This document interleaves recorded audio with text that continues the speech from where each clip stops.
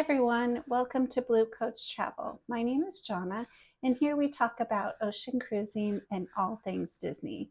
If that sounds like something interesting to you, make sure to hit that like and subscribe button. Today we're going to talk about cruising, and more specifically, we're going to talk about the best and the worst days of the cruise. And those are the best, which is embarkation day. That's the day you're getting on the ship and you get to start your cruise vacation. And the opposite would be debarkation day, which is the saddest day of your cruise. And that's the day you're getting off the ship and going back home and back to reality. Now, there's a lot of things going on in both of these 2 days, which makes it very confusing and lots of questions. So we're really going to dig into what you need to know for each to make it successful and to have the smoothest embarkation and debarkation possible. Now let's start with the best day, which is when you get on the ship, or as what the cruise lines will call it, embarkation day. Embarkation day is actually going to start before you get on the ship. About 60 days before your cruise, you're going to go into your cruise planner and put some information in there. You're going to put your travel documents in there, like your passport number, name, expiration date, that type of thing. You're also going to include your method of payment in there if you're putting a credit card or debit card on your sail account. You can choose to do cash. We have done that in the past. Of course, if you're doing cash, you're not going to put that on your account until you get onto the ship. But another thing that you're going to do in that 60 days ahead of time is you're going to most likely be choosing the time that you'll be able to get onto the ship. In years past, we used to show up at the cruise terminal and you would hope that you would get on the ship as soon as possible. But these days you actually sign up ahead of time for a time slot. And it'll be a time range that you'll be signing up for. And that gives you the opportunity to get to the ship when it's your time to board. And you really want to stay within that time frame. You don't want to be too early because really there is nothing to do in the cruise terminal. There's no entertainment. You don't have drinks or food or anything. You will literally just be sitting and waiting. So you don't want to arrive too early, but on the opposite side, you don't want to arrive too late because the ship will not wait for you. When it is time to leave, it will leave whether you are on it or not. So now that that happy day has arrived and you have arrived at the cruise port terminal at your scheduled time, the first person that you're going to meet are the porters. And those are the folks that are going to be taking your luggage. So those luggage tags that you printed out and put on your luggage before you got to the terminal is going to be very important. You want to make sure you have those on your luggage. You want to have them secured on there because that's how everyone's going to know where your suitcases belong. Nowadays, there are many things on Amazon where you can get luggage tag holders because the luggage tags themselves are going to be paper. So you can put them in something that's plastic, more secure, so to make sure that they stay on your luggage. Now, anything that you give to the porters, you have to keep in mind that you're not going to see that potentially for hours. So you don't want to put anything in there that is very necessary, like medication, your cruise documents. You want to make sure that you have those in your carry-on item that you're going to carry onto the ship. So for that carry-on personal item, size really does matter. You don't want something that is too big because you are going to be carrying that around potentially for a while. Depends on what time that you get on the ship. Staterooms don't open usually until sometime in the afternoon. So you're going to be carrying that around with you. but you don't want to have anything too small because you want to make sure that you have everything you need in there.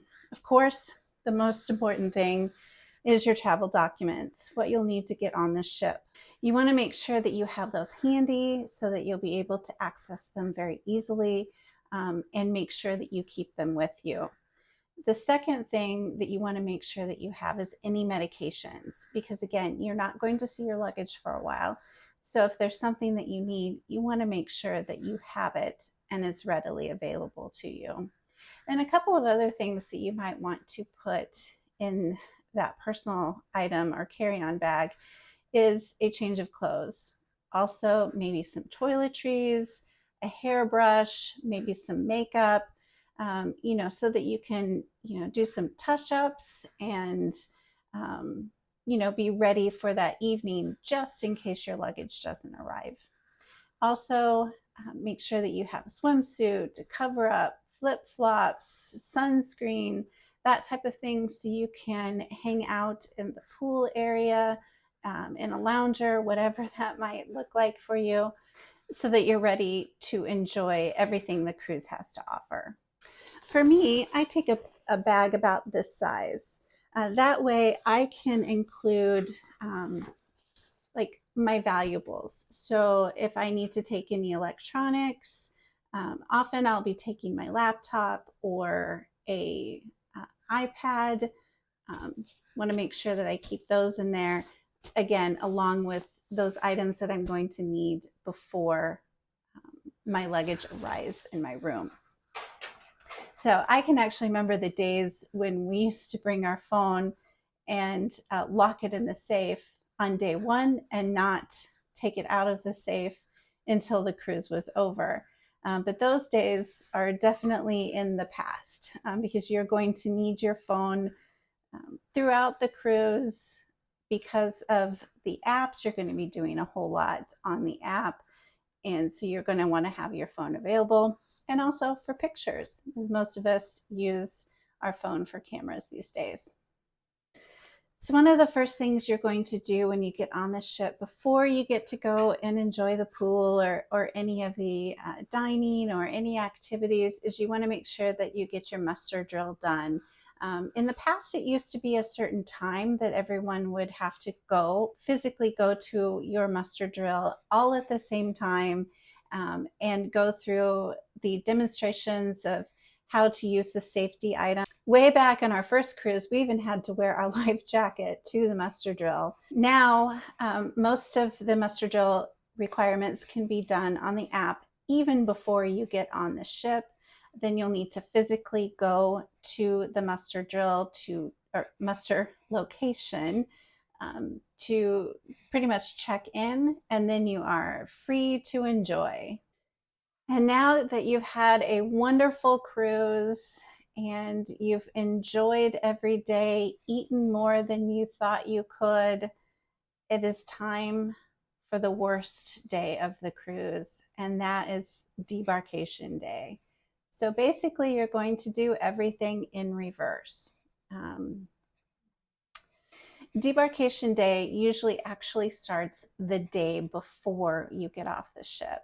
And one thing that is something that you should attend, especially if you are a first-time cruiser, is the debarkation briefing that the cruise directors will hold. This is something you can watch it in your stateroom on your television, but I really would encourage you to go in person, especially for your first time or two, to make sure that you can ask questions. If you have any, you'll have a couple of different options to get your luggage off the ship. The first one, and the one that most people use, is to set your luggage outside the day before, the evening before. It will get picked up, and then you see it again when you disembark from the ship and you get into the cruise terminal. There'll be an area you'll have assigned that you will go to find your luggage. The other option is to walk the luggage off yourself. Now, there are pros and cons to both. Of course, the pros for your luggage to be picked up is that you don't have to worry about it. It's taken care of. You don't have to lug it around all morning when you're disembarking, because you are going to be asked to be out of your stateroom pretty early. And you have options available, for breakfast, that type of thing. But if you have your luggage, you are taking it with you wherever you go. The disadvantage to the luggage being picked up is, truthfully, when you get to the cruise terminal and you find the area where your luggage will be, it'll be a very large room, and it'll be sectioned off, and you'll have numbers on your paperwork where you'll go to pick up your luggage. But it will be a big group of luggage, and you have to go pick yours out. That's why you never want to have a black suitcase, because everybody has a black suitcase. So there is that stress of finding your luggage. Will it be there? And, just having to deal with that. And the other thing that you have to remember when you have your luggage being taken off for you is that you want to make sure that you leave something out to change into the next day. You don't want to be that person that is leaving the ship in their pajamas because they forgot to leave out a change of clothes for the morning. So make sure you have that personal item bag again, and you're going to have that with all of your toiletries that you'll need in the morning, so you can brush your teeth, put makeup on, brush your hair, put on a fresh, clean outfit, and be ready to leave the ship. Just remember again that you want to have something that's small, because you will be carrying that around with you all morning. And like I said earlier, all of this happens pretty early in the day. On disembarkation day, the ship will arrive at the port fairly early, probably before you wake up. Or if you're a really early riser, you might be able to see the ship pulling into the port. But the morning is pretty much getting yourself ready, getting all those last minute items out of your stateroom into your carry-on luggage, and then getting out of the stateroom, because the next cruise, passengers are going to start boarding probably about 10:30, 11 or so.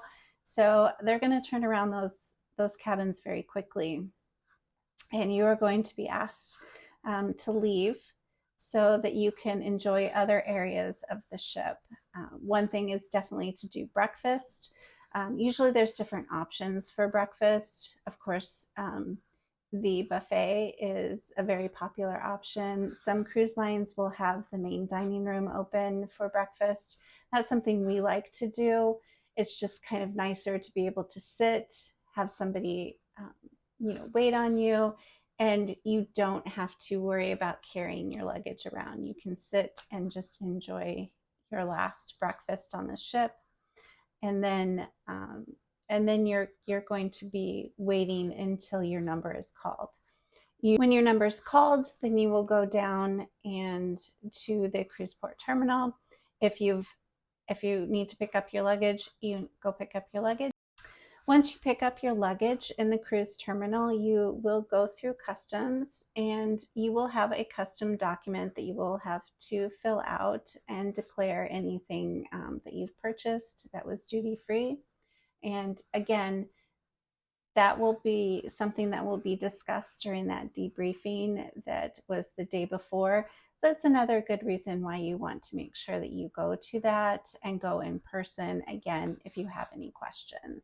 Once you're through customs, then you are off the ship and you are getting on your ride back to the airport. If you would like help planning your next cruise vacation, click on the link down below in the description box to schedule a complimentary consultation. We would love the opportunity to get to know you and help you make your vacation dreams come true. Until next time, have a fabulous day. Bye, everyone.